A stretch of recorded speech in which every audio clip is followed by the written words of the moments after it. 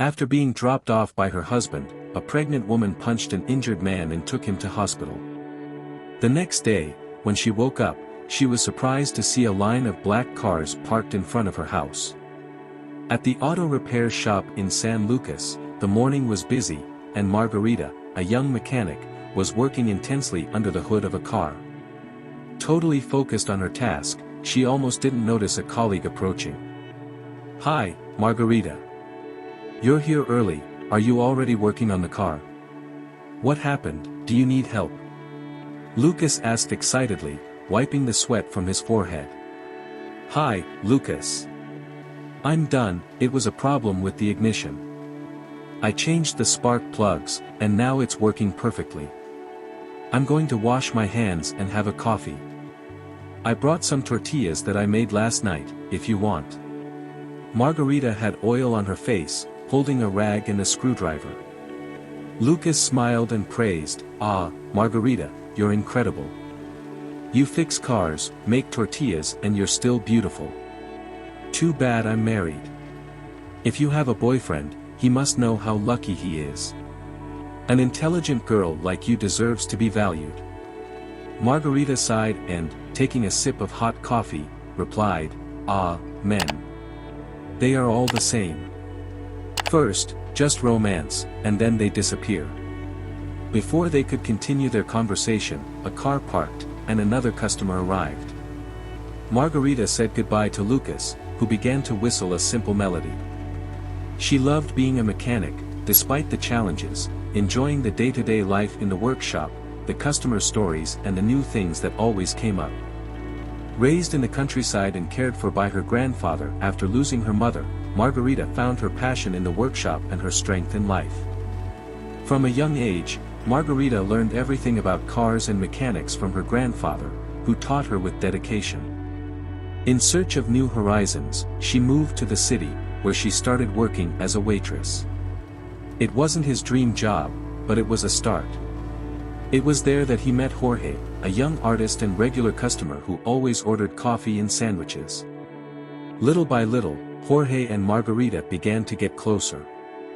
Their daily encounters were always filled with pleasant tension, and Margarita sometimes blushed when attending to him. "You always make my day happier, Margarita," said Jorge one day, as she brought him a latte. "Your smile is like a ray of sunshine in this coffee shop." Margarita, a little shy, Thank you, Jorge. It's always good to see you here."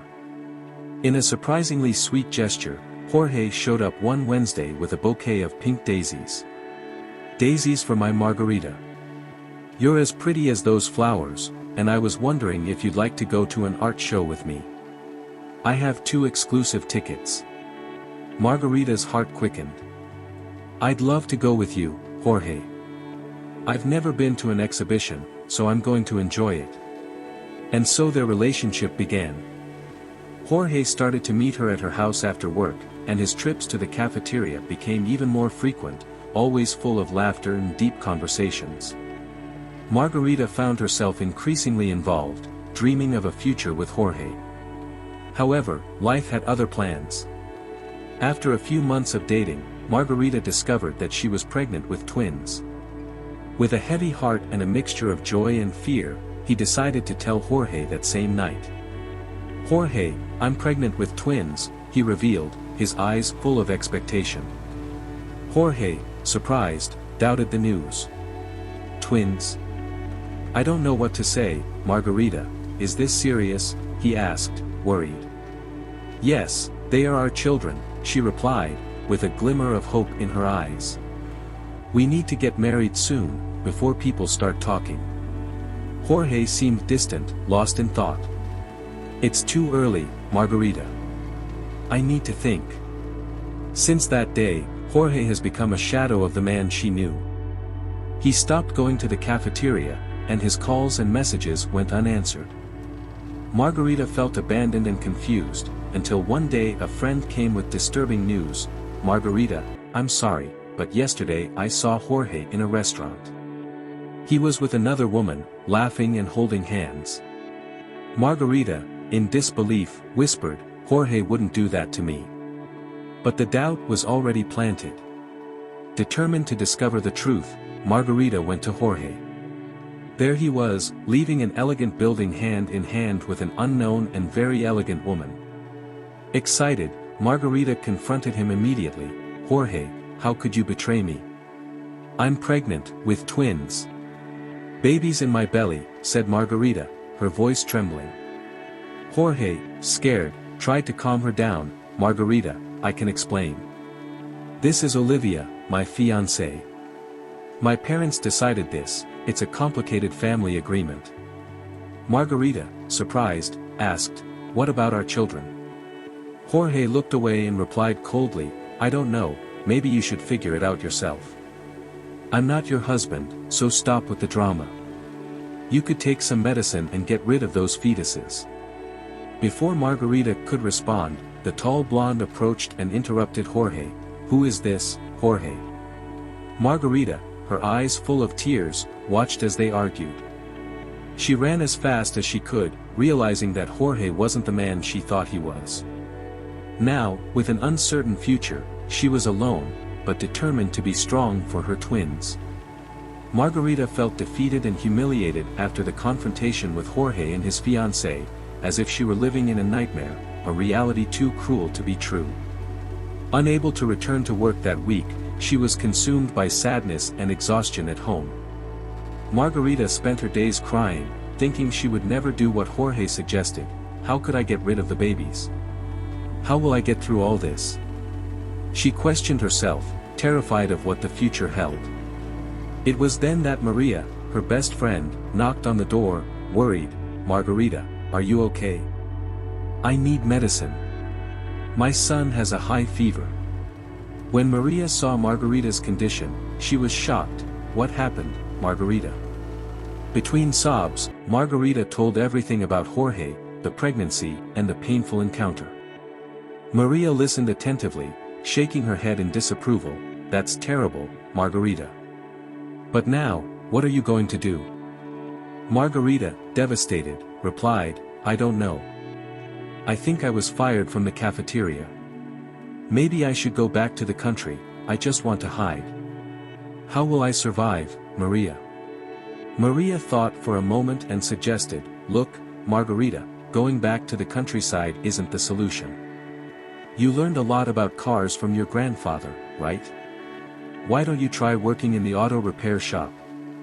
They're looking for employees, and it would be wonderful not to be the only woman there.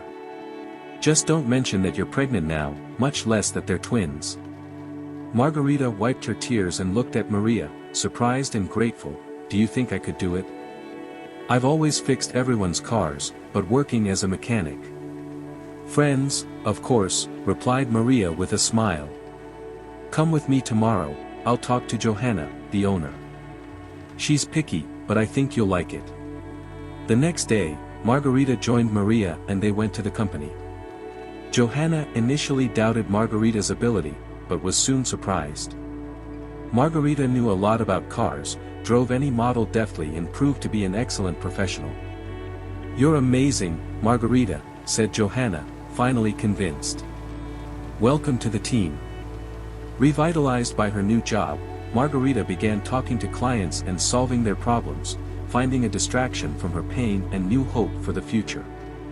Maria always offered emotional support and helped with preparations for the baby. "You are strong, Margarita, and you will be an amazing mother." Margarita smiled, placing her hand on her stomach. "I'll do it. I'll be friends with my children." And so, Margarita began to write a new chapter in her life, facing challenges with determination and finding strength in the solidarity and friendship of people who cared about her. At Johanna's company, Margarita was tasked with delivering a repaired car to a customer who lived out of town. Despite the client being quite demanding, the work environment was pleasant, mainly due to the camaraderie he shared with his colleagues, like Maria. "I think this car is ready, Margarita," said Maria, making the final adjustments. "Yes, it's perfect now," replied Margarita. "I'm going to take it to the customer who lives a little far away, but it will be a good trip to test the car." After drying her hands on a cloth, Margarita drove along the roads, calmly enjoying the feeling of freedom that the open road offered. As she approached her destination, Margarita noticed that the weather was changing, with dark clouds forming on the horizon. When he was almost there, suddenly, a staggering man appeared on the side of the road, covered in dirt and visibly injured. Margarita stopped the car immediately and ran towards him. "Are you okay?" "What happened?" she asked, worried. The man, panting and confused, murmured, "Help, please." Margarita didn't hesitate. "I'm going to take you to the hospital." "Come on, I'll help you get into the car." With difficulty, he helped the man into the passenger seat and drove as quickly as possible to the nearest hospital. Along the way, Margarita tried to keep the man awake. "What's your name?" "What happened to you?" she asked, keeping her eyes on the road. "Paulo. I was in the forest," he managed to say weakly. Upon arriving at the hospital, Margarita quickly explained the situation to the doctors and left Paulo in their care. "I hope you recover, Paulo," she said before running back to the car, worried about the delivery of the vehicle and Johanna's possible reaction to her delay. Margarita sped towards the car owner's house, handed over the vehicle and took a taxi back to the workshop. When he arrived, he found Johanna visibly impatient. "Where were you, Margarita?" "It wasn't time to hand over the car," Johanna exclaimed, frustrated. "Johanna, I found an injured man on the road, I had to take him to the hospital." "It was an emergency," Margarita explained, hoping Johanna would understand. However, Johanna's reaction was harsh. "How irresponsible, Margarita. You ignored a customer, wasted fuel and wasted time helping strangers. This costs us the loyalty of an important customer," said Johanna, visibly upset. Margarita, fighting to hold back her tears, tried to defend herself. "Johanna, why are you so harsh? I tried to call you, but I couldn't. I prioritized the life of a person who needed help. He stated that he wouldn't use the car today, even after I handed it over, and the man on the road couldn't let it get him down." Anna, still irritated, replied, "You will have to deduct the fuel from your salary for this good deed, and forget about any bonuses this month. I'm your boss, not your friend." Frustrated and disappointed, Margarita thought, "This is what I get for trying to help. I do a good deed and end up punished." Anna is relentless, exhausted, barely able to finish her shift. He went straight home and fell asleep. As soon as she arrived the next morning, she was woken up by insistent knocking on the door. When he opened it, he found 3 well-dressed men. The older man, exuding authority, entered without waiting for an invitation. "Good morning, it must be Margarita. Yesterday you saved my son, I am eternally grateful. Here is a way to thank you," he said, placing an envelope with money on the table. Surprised and without understanding how that man had found her, she tried to reject him. "It's not necessary. I just did what I thought was right. I was very hurt, but how did my son end up in this situation?" "He was kidnapped," the man replied, looking a little uncomfortable. "He managed to escape and was trying to get back home. He said something on the way. I need you to tell me what Margarita said that you denied." Nodding, he could barely speak, he only mentioned that the man's name was Paulo. He smiled slightly. "Well, thanks again for accepting the money." As compensation for the problems with her boss, after the men left, Margarita observed the line of fancy cars outside. "I need to find out more about this," he thought. Something wasn't right. Why was he so interested in what Paul said? How did he find out about my situation with Anna? This doesn't make sense. The next day, with flowers for Paulo, Margarita went to the hospital, but was denied entry. "I just want to know, how are you?" she asked, confused and increasingly determined to solve the mystery. "Please, I want to talk to him." "I'll be very quick," he begged at the hospital reception. "Before we continue, I need to tell you something amazing. Do you want to attract a lot of money into your life? Learn how to do it with the secret content that I will leave in the first pinned comment, and start transforming your financial life. Let's continue." A hospital representative, apparently irritated, approached her with an air of authority. "I'm sorry, ma'am, but the patient Paulo Torres is in critical condition and has been placed in an induced coma. He is in the intensive care area and we cannot allow visitors for reasons of patient safety and health," the man explained coldly. Margarita was perplexed and frustrated. How is it possible that he was just injured? How could he suddenly fall into a coma? "I'm not allowed to discuss the patient's details with people who aren't relatives. Your father is aware of everything and is taking care of the situation," replied the man, showing desolate impatience. Margarita decided to leave the place. At the hospital, Margarita was approached by Luciana, the receptionist, in an empty room. Luciana spoke quickly, "That's not what they're saying. You're the guy's girlfriend, aren't you? He's not really in a coma. They're keeping him sedated and I don't know why the man who claims to be his father paid a big amount to the head of the hospital. Paulo must be fine now, but they are keeping him here against his will. Please don't say that I was the one who told you this. I could lose my job," Luciana whispered, visibly scared. Margarita could barely process the information. "I have to do something. I can't leave Paulo here," she thought, her sense of justice screaming, even with 2 babies in her womb. That night, he barely slept, thinking about what he should do next. The next morning, he decided he couldn't sit idly by. "I have to save Paulo. But how do I get there? The police can be dangerous if that man really has that much power." Then, he remembered Luciana and decided to look for her again. They managed to meet discreetly in a cafe. Luciana arrived apprehensively, not knowing how she could help. "Luciana, I know it's risky, but I need your help. We have to get Paulo out of the hospital. I have a plan, but I can't do it alone. Can you help me get him out without being noticed?" asked Margarita with urgency in the voice. Luciana looked around nervously before responding, "This is very dangerous, but I feel like it's the right thing to do. We have to think of some kind of plan. We need to be quick and careful." Determined, Margarita agreed. "Come on, it's the only chance. Paulo needs to be saved." As he thought about his own problems, he felt in his heart that he needed to do this for him. With a trembling voice, he asked Luciana, "What will we do with him?" "I'm afraid of retaliation." Margarita looked at Luciana with understanding and replied, "I know, Luciana. It's a horrible situation. I'm going to take him to my house for now. We have no other option. When you wake up, maybe you can tell us more about what happened. Are you sure this is a big risk to anyone? You don't even know," Luciana questioned with concern evident in her voice. "It's a risk I have to take. I have to follow my heart. I don't know how to explain it. I can't leave him in that place. Let's get him out of there." From that moment on Thursday night, Margarita decided to act, feeling the weight of her decision in the previous days. Margarita could barely concentrate on her work, the idea of rescuing Paulo made her anxious and afraid. What if something goes wrong and I don't wake up? What will I do, he thought.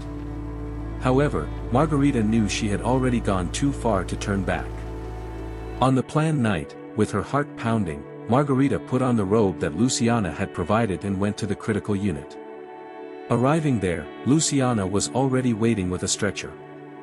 Together, they carefully moved Paulo, covering him with a sheet. The hallway was silent and Margarita prayed that no one would see them. Fortunately, they managed to put Paulo in the car and take him home without being noticed. At home, Margarita called Paula, her best friend and neighbor, asking for help. Paula appeared surprised and helped take Paulo inside. "Margarita, what are you doing?" "Who is this man?" asked Paula. "I can't explain now, Paula. I just need you to trust me," Margarita said, pleading. Paula helped carry Paulo inside and place him on Margarita's couch. "I trust you, Margarita. But please, don't involve me in this anymore. I have a family to take care of," asked Paula. I understand, Paula. Thank you for your help. You are a great friend, Margarita replied gratefully. Margarita knew that the next few hours would be crucial and hoped that Paolo would wake up to reveal the truth behind his story. The mysterious kidnapping and perhaps understanding why her heart guided her to do everything. This she found that he was breathing normally, and with a sigh of relief she fell beside him, defeated by exhaustion. Tears of worry streamed down his face as he reflected, "My God, what a dangerous situation I've gotten myself into. This is too risky. What if that man finds me? What will happen to me and Paolo? I'm alone in this. My life seems more like a thriller every minute, but at least I managed to save her for life. That's something my kids will be proud of me for." The next day, Paolo began to recover. His consciousness flickered in confusion and he looked around trying to locate where he was. "I'm not you, aren't you the person who helped me on the road?" asked Paolo. Margarita, with a slight smile, replied, "Yes, it's me. But we have a lot to talk about. You can't even imagine the situation we are in now." Margarita told Paolo about the man who claimed to be her father, how they were keeping him sedated in the hospital, and about herself, including the pregnancy and the twins. Paolo listened attentively, absorbing every word.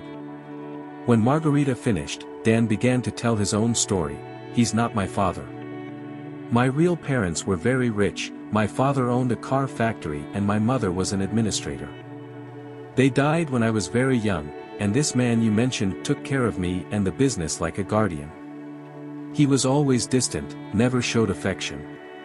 He sent me to study abroad, and when I came back, he always tried to control me. After finding out about my father's will, leaving me everything, he started threatening me. At first it was just calls, but I didn't pay any attention to them. Now it seems that Margarita went too far." She listened in horror at the revelation. So, it was him she was running away from on the road. She wanted to prevent it. "That you access your inheritance exactly," Paolo replied, "I need to find that out in the will." Maicom cannot continue taking advantage of Margarita's situation. Realizing the seriousness of the situation, he stated that something needs to be done, go to the police to seek help and find Fernando's will. "I don't know why, but if I were in your shoes, I would want someone to tell me. I'll help. So count on me. I'm with you, Paolo." Paolo was impressed by the strength and beauty of this woman who was so kind to him. Still dealing with the repercussions of the recent kidnapping, he went with Margarita to the public ministry to share his suspicions about Fernando, his former guardian. There, he spoke about the manipulation of Fernando, who pretended to be a guardian, always around, but now he sees that it was just to control his life. "Maicom planned the murder of my parents," said Paolo with a discouraged expression after the visit to the public ministry. They headed towards the police station, where they were greeted by the detective in charge of the case. "We will investigate thoroughly. We will follow all leads," the detective promised.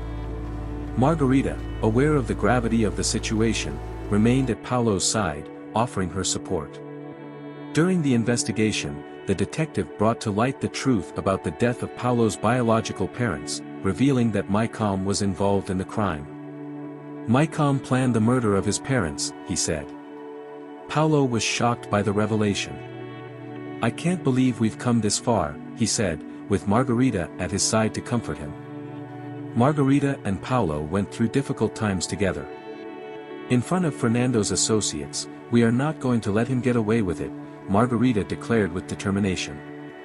She remained steadfast by Paolo's side, supporting him at every stage of the investigation, as the detective discovered more about Maicom's network of accomplices and his actions. Paolo felt more motivated to seek justice, determined to overcome obstacles with Margarita's support and the detective's dedication. After discovering Maicom's involvement in the murder of Paolo's biological parents and a series of other crimes, including Paolo's kidnapping, the detective organized an operation to capture him. Maicom was located at one of his properties, an isolated house in the countryside where he thought he was safe. Police surrounded the area overnight to prevent any escape attempts. Early the following morning, a tactical team entered the prepared property. Surprisingly, Mycom offered no resistance and was found sitting in his living room, apparently waiting for authorities. The detective, accompanied by other police officers, entered the house and arrested Fernando. He simply nodded and stood up, allowing the officers to handcuff him without resistance. However, this did not bring him peace. "Paulo, I need to confront you. I need to understand why you specifically communicated with Margarita for your purpose." On the other hand, upon finding Mycomna in prison, hoping for some contrition or request for forgiveness, Paul was greeted with arrogance instead. "Ah, Paulo, you finally discovered everything I should. I'm a little surprised that you got this far. You should have been more careful," said Fernando, with a coldness that breaks the heart. "How could you question Paul with your voice filled with anger and pain? How could you destroy my family and still act like you were my protector, Fernando?" He replied dismissively, "You were always a means to an end, Paulo, a pawn in my game. Unfortunately, I made the mistake of letting you escape alive after discovering your father's will, thinking I had a chance to deal with you when you were under sedation, if it weren't for that fifth-rate mechanic who doesn't mind his own business. Fernando, you are here, in the worst situation. You won't get out of this prison while I'm alive, nor will you dare offend this angel that God sent to stay by my side. And her name is Margarita," said Paulo furiously, leaving the visitor completely shaken, but a little calmer, as Margarita was at his side offering support and Consuelo was fine. "Now you know the truth.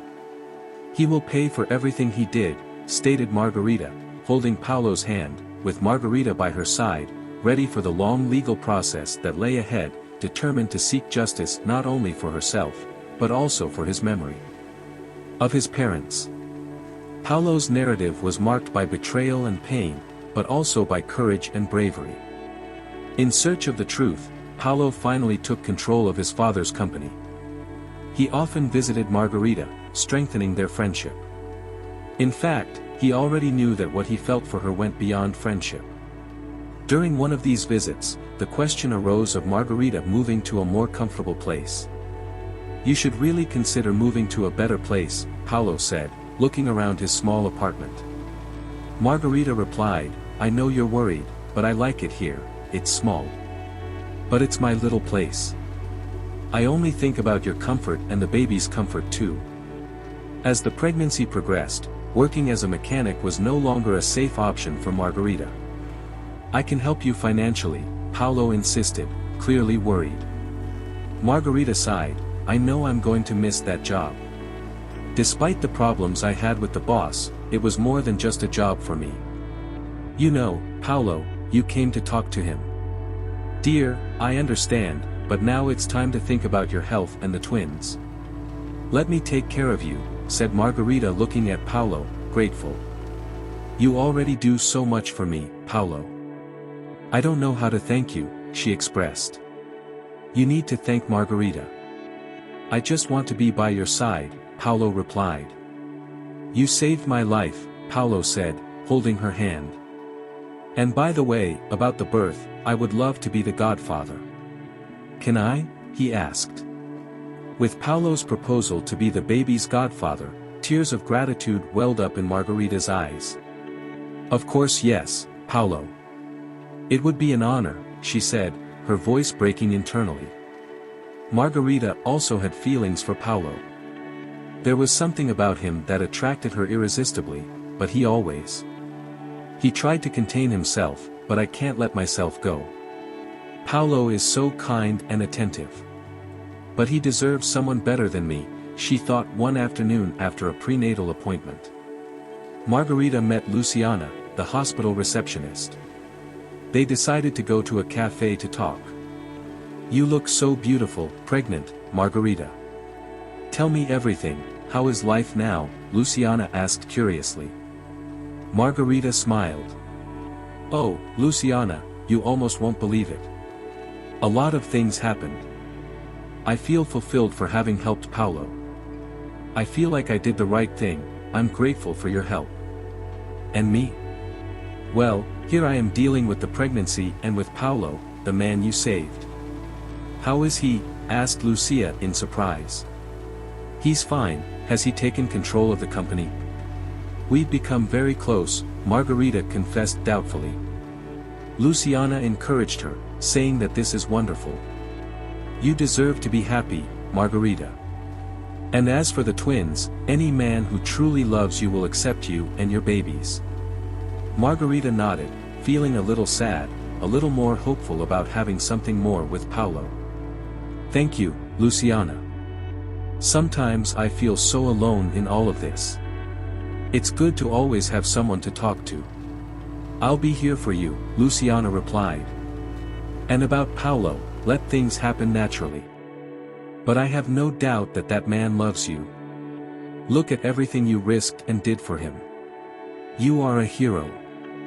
With those words from Luciana, Margarita felt strengthened and ready to face whatever came her way. Their friendship blossomed and Margarita gained another soul friend. Sometime after that meeting, Margarita's water broke and she knew it was time for the twins to come into the world. Immediately, they called Luciana asking for help. Luciana received the call from Margarita. In full labor, she immediately took action. Calm down, Margarita. I'll fix everything. Get ready. And wait for me, Luciana instructed, trying to convey calm over the phone. Then, he quickly called Paolo. Wake up, Margarita is in labor. Let's go there now, Paolo replied immediately. With urgency in my voice, I'm on my way. Where will she be in a few minutes, Paolo, Luciana and the ambulance? They arrived at Margarita's apartment. She felt relieved and supported to see them when emergency personnel found her. He took Paolo and Luciana to the hospital. They stood anxiously in the hallway. Paolo, worried, asked Luciana, is she going to be okay? It's taking too long. Luciana tried to reassure him. Relax, Paolo. It's normal to take a while. She's fine and you're in love with her, aren't you? Paolo blushed and said yes. I love her, that's all, but I don't know how to act. Luciana smiled. It's simple, Paolo. Love her, take care of her, and if you really feel that way, tell her. Women need to hear that. Shortly afterwards, a nurse appeared with good news. Margarita gave birth to 2 healthy children. She's tired, but they're both fine. Paolo felt a wave of joy and relief. I'm not the father, but I feel happy as if they were 2 healthy children. Which is amazing. In the delivery room, Margarita, exhausted but radiant, held a baby in each arm. They had already decided on their names, Raphael and Juan. At that moment, Lucia gently entered the room. Congratulations, Margarita, how are you? Luciana asked, approaching her, her friend and the babies. Margarita smiled, looking at the 2. I'm very tired, but happy. Look, Luciana, they're perfect. A few days later, as Paolo drove the fancy car to the hospital, his thoughts were completely focused on Margarita and the twins. Today changed our lives forever, he muttered to himself, feeling a mixture of nervousness and excitement. In the back seat, colorful balloons floated. On the wing, I wanted to bring Margarita to life in the hospital. Paolo waited anxiously in the atrium, rehearsing his words. Daisy, you are the light of my life, he whispered in a low voice, holding the elegant ring box. With each step, he heard his heart pounding, imagining the moment when Margarita would appear. When he finally saw her, he felt a wave of love and certainty, knowing that he wanted to spend the rest of his life with her. Luciana, when she saw the expression on Paolo's face, knew that this was a special moment. He loves Margarita very much, he thought as he helped Margarita get ready. He smiled, anticipating Margarita's reaction to seeing Paolo waiting for her with so much love and affection. When Margarita saw Paolo, her heart sank because of all this formality. She asked Luciana, confused by the pomp of the situation. Luciana simply smiled. You'll see, Margarita, Paolo has a surprise for you. Margarita felt a mix of curiosity and enthusiasm as she approached Paolo. As soon as Margarita approached, Paolo took her hands, looking into her eyes. "Daisy, I want you to be my wife and Raphael and Juan my children. Will you agree to marry me?" Paolo's words were like a melody to Margarita's ears. Tears ran down her face as she replied, "Yes, Paolo, I accept. I love you so much." That moment was magical, with applause and celebrations filling the hospital. After making their union official, they moved in together, taking care of their children and forming a complete family. Between the children's laughter and the moments shared as a family, there was a tacit decision between Paolo and Margarita. They chose not to tell the twins about Jorge, Paolo's biological father. It didn't matter that he wasn't Raphael and Juan's biological father, he loved them as if they were his own children. "It doesn't matter what the DNA says," he told Margarita, who nodded with a loving smile. This decision did not come without moments of doubt and reflection. On some nights, Margarita asked if they were doing the right thing. "Will they understand us when they are older?" he asked Paolo. Worried, Paolo always reassured Margarita when the time came. "We will explain everything with love and honesty, but now what they need is a family that will love and protect them," he said, holding her hands tightly. The twins, in turn, couldn't be happier for them. Paolo was the best father in the world, always present at football games, at school presentations and on nights when they couldn't sleep because of nightmares. Paul was their hero, someone who made them feel safe and loved. Margarita watched the interaction between Paolo and the children with a full heart. With gratitude, they knew that life could have taken a very different turn if Paul had not come into their lives. Every smile, every hug shared between them was a reminder of the love that united them. Out of habit, taking Margarita and the children to art exhibitions, on one of these occasions, Margarita met Jorge, her ex-boyfriend who abandoned her when he found out about her pregnancy. He, who called himself an artist, now worked as a receptionist at an exhibition. Margarita confronted Jorge, trying to hide her surprise and internal turmoil with a forced smile. "Good afternoon, we have tickets for the Lucas Rivera exhibition. Could you help us with that?" he said, visibly shocked. He stuttered as he tried to concentrate. He could hardly believe that in front of him was the same Margarita he met years before. "You look different," he murmured, lost in thought. Paolo, next to Margarita, noticed Jorge's discomfort and intervened firmly. "Sir, we don't have much time. May I check the entries, please?" Jorge, still stunned, asked impulsively, "Daisy, these children are my children, what are their names?" Paolo responded with a cold look. This story involving Margarita, Paolo, the twins, and the unexpected meeting with Jorge had its moments of tension and reflection, but in the end, love and union prevailed. Margarita was relieved to no longer have Jorge in her life and to have found a man like Paolo, who loves, respects her and would never betray her. When reflecting on her life, Margarita realized the regrets of the past and the sincere love she had for Jorge at that time. She regretted not appreciating that feeling at that time. While Jorge found himself lost in feelings of loss and melancholy, Margarita, Paolo and the twins moved on, enjoying happy moments together. The family grew and became stronger, with the children adoring Paolo, who became an exemplary father figure. Margarita and Paolo decided to open an auto repair shop franchise, with Margarita becoming a successful businesswoman. Thus, the family lived in complete harmony, looking forward to a bright future together. If you liked this exciting story, please leave a like and subscribe to the channel for more content like this. Thank you for your support and hope to see you soon for more engaging storytelling.